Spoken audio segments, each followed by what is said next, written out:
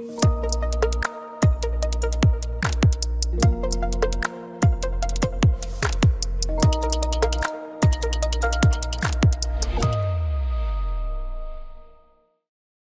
de vous retrouver dans notre émission Il est d'or, mon senior. Il est d'or, mon senior, c'est un programme de formation prolongé par un job dating dans lequel il y a des émissions de télévision. Et nous y sommes, un débat avec des invités pour parler aujourd'hui de l'apport des salariés expérimentés. Allez, mettons à la poubelle le mot senior, parlons de salariés expérimentés. Qu'apporte-t-il à l'entreprise ? Vous l'aurez compris, c'est une manière indirecte de revenir sur les biais, les clichés, les préjugés sur ces salariés, femmes et hommes, de plus de 50 ans. Nous sommes au CELC Prado, qui est un magnifique endroit. Juste derrière moi, devant moi, des entreprises qui parlent en ce moment d'ailleurs avec des salariés expérimentés et mes invités m'ont rejoint. Commençons par vous, Sabine Véraud. Bonjour. Bonjour Arnaud. Je suis très heureux de vous accueillir. Vous avez participé à ce programme immersif, intensif, autour de ce qu'on appelle un peu pompeusement les soft skills, la confiance, la posture, les éléments de compétence à valoriser. Et puis cette envie à la fin, à la fois de venir me rejoindre sur ce plateau de télé, parce que je sais que vous en aviez très envie, et puis de faire un CV vidéo que vous avez fait et que vous avez publié en ligne. Merci à vous, Sabine. À vos côtés, Sylvia Touraine. Alors, vous la connaissez, Sylvia, parce qu'elle est collaboratrice de France Travail. Elle est en charge notamment de la relation entreprise avec cette nouvelle marque, France Travail Pro, dont elle va nous parler dans quelques instants. Et elle était présente à certains égards lors de nos formations. Oui, elle a participé avec nous à ces formations et on écoutera évidemment à la fois son regard sur ces formations et son métier.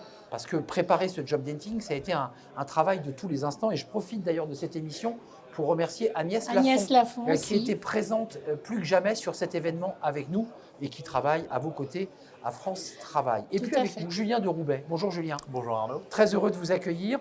Vous êtes alors, vous m'avez dit, faites simple, coordinateur régional pour la région Centre sur les enjeux d'emploi de formation au sein du MEDEF. MEDEF Centre Val-de-Loire. MEDEF Centre Val-de-Loire, qui est une institution, une organisation patronale et qui contribue au dialogue social et au grand débat autour de l'emploi et des seniors. Bien sûr.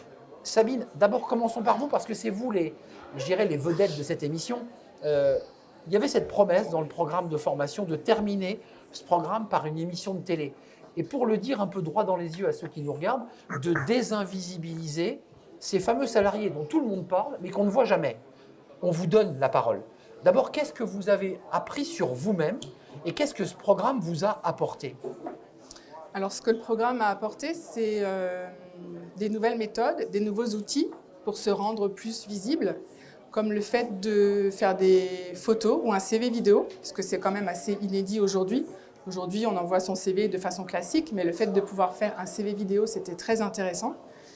Et de participer à ce plateau TV aujourd'hui, c'est très intéressant aussi, c'est très stressant, il faut dire ce qui est, ça ne se voit mais pas. Quand même, on y arrive. Alors, je précise, je n'ai pas donné votre métier et le contexte et votre explication a du sens. Vous êtes une femme de l'ombre au sein des grandes entreprises dans lesquelles vous avez travaillé parce que vous êtes celle qui imposait les règles ISO. Oui. Qui dit à une chaîne de montage, bah non, on va l'arrêter parce que vous ne respectez pas les règles. Donc, vous êtes une femme de l'ombre, vous n'êtes pas habituée à parler sur les plateaux de télévision. Tout à fait, tout à fait. Oui, donc j'ai occupé des postes de responsable système de management qualité, environnement, sécurité. C'est-à-dire qu'effectivement, on va tout faire en interne de l'entreprise pour obtenir les certifications ISO pour la qualité, la sécurité ou l'environnement. Et qui sont parfois un petit peu vus comme le père fouettard dans l'entreprise. C'est-à-dire que globalement, la compliance ou les règles, c'est un peu compliqué. Sylvia, je me tourne vers vous, puis je donnerai la parole à Julien de Roubaix, mais au-delà de votre fonction, je sais que la préparation de ce job dating a été lourde. Vous avez participé aussi à cette formation. Est-ce que vous aviez imaginé d'abord arriver sur un plateau de télévision pour nous raconter votre parcours et votre engagement ? Alors, bonjour Arnaud, bonjour à tous. Alors, vraiment, je suis très surprise aujourd'hui et ravie, en fait, sur le plateau télé, d'être avec Sabine, puisque les 12 seniors, je les ai vus débuter dans leur atelier. Et aujourd'hui, les voir aujourd'hui, grâce à la prestation Cali et à France Travail, ils aussi, il y a des garçons, ils sont tous transformés. C'est plus les mêmes personnes que j'ai connues au début de l'aventure, en tout cas. Et grâce à cette prestation, en tout cas, je suis ravie pour eux et par rapport à leur parcours et l'évolution, en tout cas. votre métier, indépendamment de ce job dating qui a occupé beaucoup d'énergie, hein, à vous, à Agnès, aux équipes France Travail, je dirais quand l'eau est calme et que la rivière coule tranquillement, votre travail, c'est d'être en relation avec les entreprises. Tout à fait. C'est de trouver les mots justes, c'est-à-dire le réseau du MEDEF, entre autres, et de quelques autres réseaux. Qu'est-ce que vous leur dites aux entreprises? Ayez confiance, comme dirait Ayez l'autre. confiance, les personnes seniors sont des personnes engagées, volontaires et motivées. Ils peuvent transmettre, ils peuvent aussi apporter de nouvelles inventions, de création. Et il faut aussi casser les stéréotypes au niveau des entreprises. Et vraiment, on a mené un travail de fond avec Agnès pour pouvoir sélectionner et identifier les entreprises qui sont engagées en tout cas sur le bassin de Bourges et on les a sollicités et ils ont répondu présent, la majorité des entreprises. Plus de 45 entreprises aujourd'hui avec un bassin et le MEDEF présent aujourd'hui puisqu'il a à la fois un stand et c'était important aussi que vous soyez là, Julien de Roubaix, parce que vous sillonnez la région centre, vous êtes aussi ce coordinateur, vous expliquez la loi parce qu'il y a beaucoup de choses qui ont changé. Sur le sujet des seniors, est-ce que vous faites beaucoup de pédagogie sur ce sujet? Est-ce que vous avez besoin de faire beaucoup de pédagogie auprès des entreprises du réseau? Alors la question peut être, est-ce qu'il y a un besoin de pédagogie? Je dirais qu'aujourd'hui, il y a un besoin de pédagogie de manière générale sur les enjeux du recrutement en définitive. Aujourd'hui, on est là réunis autour de l'enjeu des seniors qui est prégnant et nécessaire et qui est devant nous et doit être justement abordé. Au regard de ça, c'est même toute la méthodologie en fait, de recrutement d'entreprise que nous cherchons justement à retravailler. D'ailleurs, en région centre, et c'est fortement porté par notre délégué général qui est Bruno Boussel du MEDEF Centre-Val de Loire, c'est vraiment la question de l'approche stratégique par les compétences. C'est-à-dire de se poser la question en tant qu'entreprise, quelles sont les compétences dont je dispose aujourd'hui? Quelles sont celles dont j'ai besoin demain et après-demain? Et à partir de là, d'ouvrir des recrutements. Et c'est là où justement, peut-être, il y a peut-être deux volets. Un volet de valoriser effectivement tout ce que peuvent apporter les seniors, et ça je pense qu'on y reviendra dans le détail par la suite, mais surtout de se dire qu'en définitive, c'est bien des compétences qui sont nécessaires. C'est bien des compétences qui sont nécessaires, indépendamment, je dirais, du statut administratif que va être l'âge. Et c'est ça en fait notre discours aujourd'hui, c'est d'arriver à faire en sorte que l'entreprise soit en capacité déjà de connaître ses besoins, et après soit en capacité de les détecter dans les différents CV qu'ils vont recevoir. Et juste d'un mot, le MEDEF, alors, et France Travail évidemment a été en première ligne, mais les CV vidéo, est-ce que ce sont des éléments où vous dites à votre réseau, si vous voulez améliorer le recrutement, on entend des patrons qui vous disent j'ai reçu 500, 1000 CV, je ne peux pas les traiter, j'ai trop de CV, je ne m'en sors pas, on l'entend. Est-ce que vous les poussez aussi à des méthodologies un peu plus innovantes en matière d'accession au recrutement, CV vidéo par exemple? À mon sens, toute innovation portée par les demandeurs d'emploi est bonne à utiliser en fait. Arriver à se démarquer, c'est clairement le premier niveau de sélection, je dirais, des CV. Et le CV vidéo, aujourd'hui, n'est pas encore, je dirais, monnaie courante. Et donc, ça apporte quelque chose, en tout cas, ça apporte une attention. Le recruteur va dire, tiens, il y a quelque chose de différent. Et donc, il va plus prendre le temps de le traiter. J'ai plus les chiffres en tête, mais le temps de traitement de première lecture d'un CV est assez court. Très, très court. Est assez court en quelques secondes sur le premier traitement. Et tout de suite, il y a un point d'attention qui est porté sur quelque chose et ça va l'amener à y aller. Et nous, on promeut ça de toute façon. Et d'ailleurs, ça fait le lien après avec France Travail, hein, sûrement, mais surtout ce que France Travail peut mettre en place sur les autres modalités de recrutement, c'est quelque chose que nous poussons. Et d'ailleurs, nos fédérations aussi professionnelles s'engagent sur le sujet, faire de la détection de potentiel, enfin, on y reviendra peut-être, mais il y a pléthore de dispositifs qui permettent aujourd'hui de recruter d'une autre manière et c'est quelque chose que nous soutenons bien sûr. Juste d'un mot, puisque je posais la question à Sylvia, je vous la pose d'une manière symétrique. Oui. Sylvia est en relation avec les entreprises et elle a parfois, j'imagine, besoin de faire de la pédagogie, voire même de mettre le pied dans la porte, pour le dire directement. Est-ce que vous aussi, vous avez besoin de parfois expliquer les choses à certaines entreprises, ou entrepreneurs, dirigeants, et leur dire tu te trompes, ces salariés expérimentés de plus de 50 ans, bah non, ils ne tombent pas plus malades que les autres. Bah non, ils ne vont pas te coûter plus cher. Enfin, il y a quand même toujours un peu cette petite musique qui revient. Alors, moi, oui ou non? Alors, pas nécessairement. Non, mais c'est important et même pour moi, et après à échanger, mais je ne suis pas convaincu que ce soit aussi nécessaire de toujours s'ancrer sur ce discours-là. Ouais, c'est important de le répéter, de dire c'est pas ci, c'est pas ça, mais plutôt que de dire ce n'est pas, d'expliquer ce que c'est, et voire même, de toute façon, d'expliquer, pour le dire rapidement, hein, que c'est un état de fait avec lequel il faut composer. C'est-à-dire que voilà, aujourd'hui, la tranche de la population active en France, c'est un tiers, entre 25, 35, 50 et 50 et plus. Donc, de facto, les salariés, je dirais, seniors qui sont en emploi ou ceux qui sont en recherche d'emploi, composent de toute façon le vivier de candidats potentiels. Et donc, à un moment, de se dire, quoi qu'il arrive, chaque individu, en fonction de son âge, et limite peu importe son âge, a ses compétences. Il peut positionner des tendances, mais j'ai encore un peu de mal avec ça. Ça colle trop d'étiquettes. Donc moi, l'objectif, justement, c'est de décoller cette logique de poser des étiquettes systématiquement et d'arriver vraiment à questionner et identifier le recrutement. Par contre, quand même, pour le dire, on voit par moments qu'il peut encore persister des biais.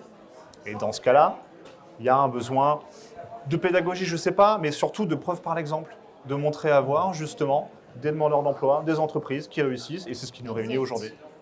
Sabine, au-delà des effets dont vous parliez, de la formation, de l'accompagnement, soft skills, dans quel état d'esprit vous vous situez là, au moment où on se parle?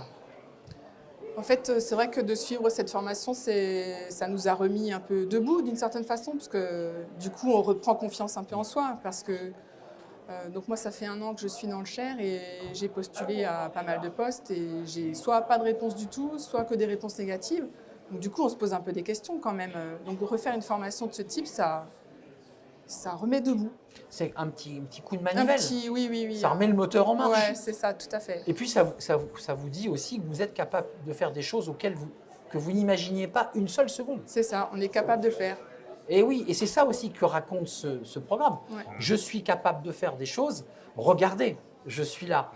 S'il y a quand même, sans rentrer dans un débat, parce que la loi a évolué, un ANI a été voté, une loi est passée, on accélère sur les seniors, on accélère sur les reconversions. Est-ce que vous sentez que le contexte économique est en train de se tendre et donc, je le dis un peu tristement, pas totalement en faveur, à l'inverse du Covid, de la période Covid, en faveur des salariés ou des demandeurs d'emploi? Pas tout à fait, on va dire. Hein. Vous le sentez? Oui, tout à fait. Mais, on remarque surtout que les seniors sont de plus en plus nombreux sur le marché de l'emploi. Et aujourd'hui, nous avons mis l'accent sur les seniors pour pouvoir les valoriser surtout.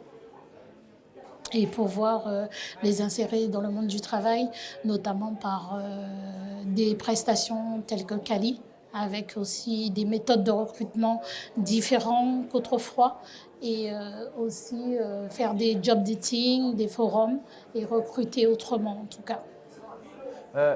Qu'est-ce que vous en pensez, Julien? Parce que on s'est tous battus, on s'est tous engagés, les participants ont tout donné. On nous dit en ce moment projet de loi de finances de la Sécu, tension politique, climat tendu. Le contexte n'est pas favorable ou il est? Est-ce que quoi qu'il arrive, il y a encore besoin de recruter 1 million de salariés? C'est le chiffre qu'on nous dit. Il y a encore 1 million d'emplois non pourvus. Comment vous vous situez, vous, côté MEDEF? Alors, je dirais 2 choses. On ne peut que faire le constat, effectivement, que l'instabilité pèse sur l'économie et donc de facto sur le recrutement. Après, j'ai tendance aussi à dire que de toute façon, alors je n'ai pas encore autant d'expérience, mais vous n'êtes pas un salarié expérimenté. Je ne suis pas encore un salarié, alors, même si un collaborateur expérimenté. Voilà. La question, c'est de se dire à quel moment on a pu avoir en fait une économie où on se disait tout était au beau fixe, tout était vert, peut-être sur la sortie reprise de crise Covid, etc. Exactement. Là, la difficulté qu'on a, c'est que l'instabilité pèse systématiquement, au-delà de l'enjeu politique, hein, bien sûr, mais encore, ça, c'est pas mon sujet, mais de se dire, il y a les transitions qui arrivent, démographiques, écologiques, numériques, il y a un enjeu, il y a un repli économique. Ce matin encore, j'étais justement avec France Travail ce matin sur certains chiffres. On voit un recul de facto cette année. Ça impacte aussi sur un sujet sur lequel nous sommes très engagés, qui est la jeunesse, l'alternance, l'apprentissage. Qui est en train de décliner fortement, malheureusement, exact. Alors que c'est réellement une perte que nos jeunes ne soient pas en alternance, mais ce n'est pas l'enjeu ici.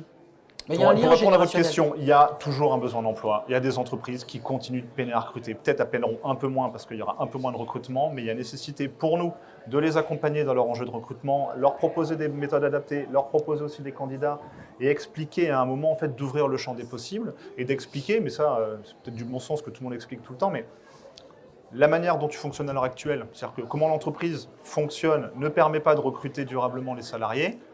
Que pouvons-nous faire autrement, justement, pour arriver à ça? Et donc, l'idée de dire, tiens, l'enjeu senior n'a pas forcément été exploré, comment on s'en empare? Et, alors, pardon, je garde la parole, mais ça me semble quand même nécessaire. Allez-y. L'enjeu du recrutement senior fait le lien avec l'enjeu de la prévention santé, du maintien dans l'emploi, Entièrement. l'enjeu des reconversions et des transitions professionnelles. On le voit aujourd'hui, et là vous l'avez dit, les compétences ont une obsolescence une durée de vie de plus en plus courte. Il y a un besoin aussi des collaborateurs potentiellement d'évoluer, de se reconvertir, et même aussi de plus en plus une volonté des personnes, de toute façon, de dire j'ai envie aussi d'explorer un autre univers Exact. professionnel et de m'épanouir. Oui, indépendamment des contraintes, il y a des gens qui veulent renverser la table et faire autre ça. chose. Et donc ça s'inscrit là-dedans, pour conclure, ça s'inscrit là-dedans et ça s'inscrit aussi sur quelle est la mécanique de transmission des savoirs et comment on arrive justement à profiter de toute cette expérience des savoirs pour arriver à transmettre ça. Et ça me semblait juste nécessaire de rappeler que voilà, l'enjeu recrutement senior fait le lien avec toutes ces choses-là et c'est quelque chose que nous portons, que le MEDEF porte et le MEDEF croit bien sûr en la capacité de tous les Français, indépendamment de leur âge, à contribuer à la performance en fait, économique. Et il y a, je suis convaincu, peut-être encore plus à aller chercher chez les personnes de 50 ans et plus. D'ailleurs, Sabine, votre métier est particulier parce qu'il est en permanence en mouvement par des nouvelles réglementations, par des normes nouvelles qui arrivent. Le fait que vous n'ayez pas repris tout de suite et qu'il y ait ce temps, il faut vous réacclimater. Comment ça se passe? Comment vous l'envisagez ça? En fait, les normes ISO changent tous les 5 ans.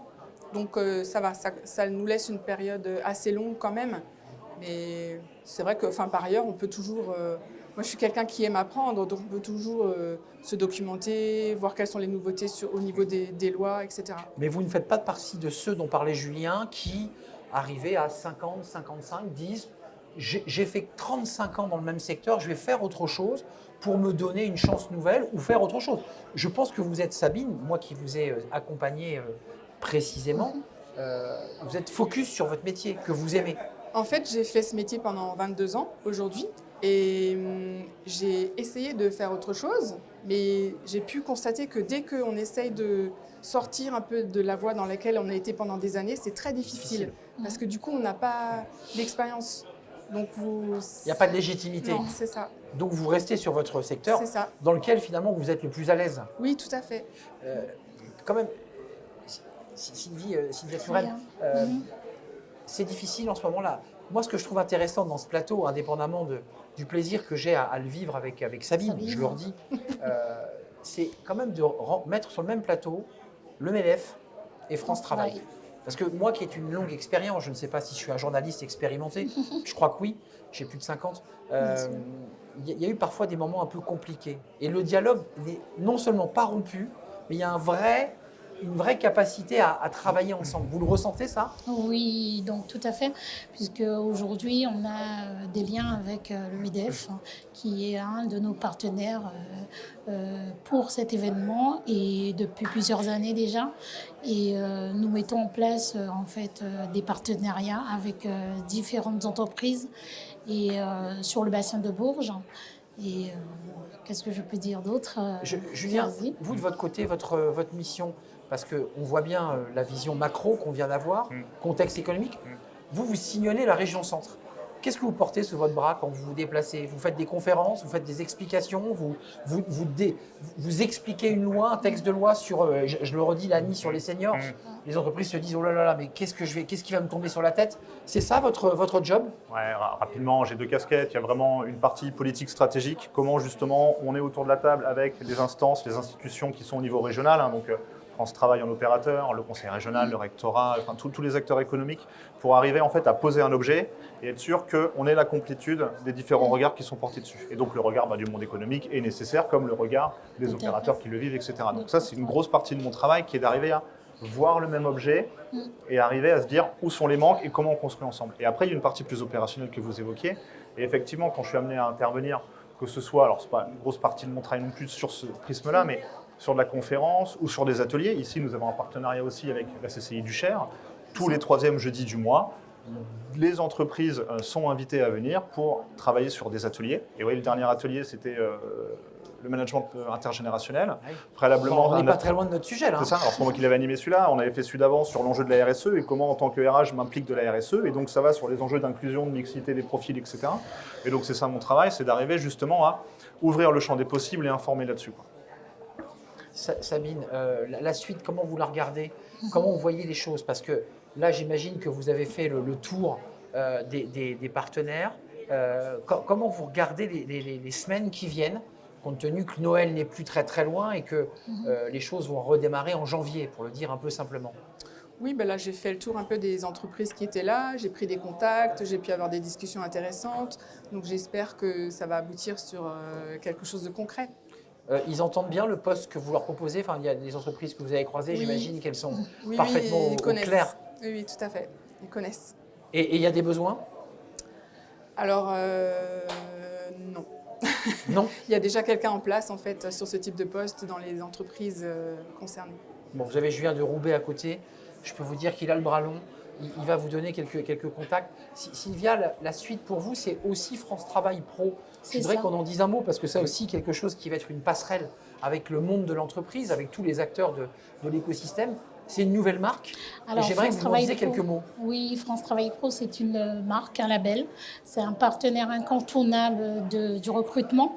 C'est un apport vraiment pour accompagner les entreprises dans leurs difficultés RH et vraiment recueillir des candidats et puis les présenter aux employeurs, faire des sourcings aussi. Des présélections au niveau des offres et aller chercher les candidats qu'il faut et les mettre en relation avec l'employeur en tout cas. Donc un vrai travail serviciel, Tout à j'allais fait. dire pour mâcher, je mets des guillemets, mais mâcher le travail de l'entreprise. C'est-à-dire vous amener à Exactement. un Sur panel un déjà plateau. présélectionné exactement sur un plateau. Tout à fait. Ça fait partie de votre mission aussi. Exactement. Donc vraiment sélectionner les candidats en fonction de la demande de l'employeur avec les compétences et l'expérience requises, parfois même des diplômes comme infirmière, ergothérapeute, médecin, où on a du mal à recruter Oui, c'est vrai. dans certains domaines. On va chercher les candidats et puis on met en relation avec l'employeur et nous faisons un recrutement et on peut aussi apporter des dispositifs d'aide qui permettent à l'employeur de pallier certains aspects financiers. Je viens de Roubaix pour conclure. Au-delà du contexte économique, la suite, là, les engagements du MEDEF, la manière dont il va expliquer le projet de loi, parce qu'il y a quand même un projet de loi qui a été voté, il y a des choses qui vont être mises en place, de l'immersion, faire en sorte que les entreprises s'emparent de ces outils, que les salariés puissent venir. Imaginons Sabine qui dit il n'y a plus trop de travail dans le secteur dans lequel je m'obstine, je découvre un autre secteur. Il y a quand même des outils aujourd'hui qui permettent de le faire. Il y a de l'immersion, on peut rentrer en entreprise, on est d'accord. Ouais. Et vraiment, les entreprises jouent le jeu là-dessus ou pas? J'ai le sentiment qu'elles ont du mal encore à s'emparer de l'outil. Alors, le sujet, c'est qu'il y a pléthore d'outils. C'est-à-dire que là, on parle du stage en entreprise avec l'acronyme des PMSMP, mais en définitive, aujourd'hui, et ce que rappelait France Travail, c'est-à-dire que le but, c'est d'arriver, en tout cas, nous, ce que le MEDEF prône, c'est d'arriver à ce que l'entreprise, elle ait des partenaires pour l'accompagner sur les enjeux. Voilà. Quand on parle des entreprises aussi, beaucoup, on peut parler des PME. Oui. Parce qu'il y a des entreprises de plus de 250 ou encore au-dessus, elles ont aussi déjà des services qui sont structurés sur les enjeux Tout à RH. fait. Donc, elles ont un besoin d'accompagnement et aussi d'aller au-delà. C'est Mais les PME là. moins, c'est les PME. Et les PME sont aussi chez nous au niveau du MEDEF. Et donc l'objectif, justement, c'est, en tout cas le discours que nous portons, c'est de se dire, prenez un temps pour avoir un échange avec un interlocuteur de confiance. L'interlocuteur de confiance peut être France Travail, et nous le disons. L'autre interlocuteur de confiance est aussi l'enjeu des OPCO, les opérateurs de compétences, parce que Ceux qui financent la formation. beaucoup l'enjeu de formation ou l'enjeu aussi justement d'appui en conseil RH. Parce que l'objectif aujourd'hui, en définitive, encore une fois, je reviens, mais il y a le besoin très fort, il y a l'enjeu très fort au niveau national et pour les entreprises de l'emploi des seniors. Après, ça reste en fait une question quand même de stratégie d'entreprise. Et donc, en définitive, et c'est là où France Travail a fait un vrai pas en avant, d'arriver à structurer une offre beaucoup plus large et au lieu de le proposer dispositif par dispositif et savoir comment ça marche, c'est ayons un temps d'échange, recueillons les besoins et après on voit comment on fait. Et même pour aller plus loin, et ça se met en œuvre, au-delà de ce que l'offre France Travail peut mettre en place, être connaisseur de l'offre de service de tout le réseau pour l'emploi, des autres partenaires qui sont autour. Et l'idée vraiment, c'est d'arriver à ce que l'entreprise ait le numéro de téléphone d'un conseiller de confiance, encore une fois, France Travail, son OPCO, la mission locale, Cap Emploi, peu importe en fonction du sujet, qu'elle exprime son besoin. Et là, on sait qu'on est tous collectivement unis Et ça va pour plus vite. l'accompagner. Et ça va plus vite Ça va aussi. plus vite, Tout à elle fait. le dit une fois, et surtout, il y a Exact. l'option, le dispositif adapté, et pas forcément le dispositif unique que la personne a uniquement dans son tiroir. C'est très très clair. Sabine, je précise que pour ceux qui nous regardent, vous aviez le t-shirt comme Sylvia. Oui, Il est d'or, mon seigneur, parce qu'on arbore. Eh oui. tout à Mais fait. comme Sabine avait un petit peu frais, elle a mis son petit gilet. Non, mais c'était pour vous faire sourire, C'est ça. chère Sabine. Merci à vous, je viens de Roubaix, en Merci charge de beaucoup. l'emploi, Et de la la formation. formation au sein du MEDEF Centre Val-de-Loire. Mhm. C'est la nouvelle nomination du Centre Val-de-Loire. Merci à vous, Sabine. Merci Je vous à dis vous. bon vent, on va rester en contact. Et puis on est tous connectés, hein, tout le groupe qui a participé à la formation est connecté. Oui. Nous sommes dans le groupe. On va continuer évidemment à se voir et à continuer à vous accompagner. Merci à vous, chère Sabine. Merci Sylvia C'est moi Touraine, qui vous remercie. collaboratrice France Travail en charge de la relation entreprise et de France Travail Pro, Oui. ce nouveau label. Merci Tout à fait. à vous, merci aux équipes techniques, merci à Agnès Lafont. Tiens, je lui fais un petit clin d'œil, qui a beaucoup travaillé sur ce job dating. Merci Tout à fait. à vous Merci. et merci au réalisateur qui fait que cette émission est magnifique. Je vous dis à très bientôt. Bye bye.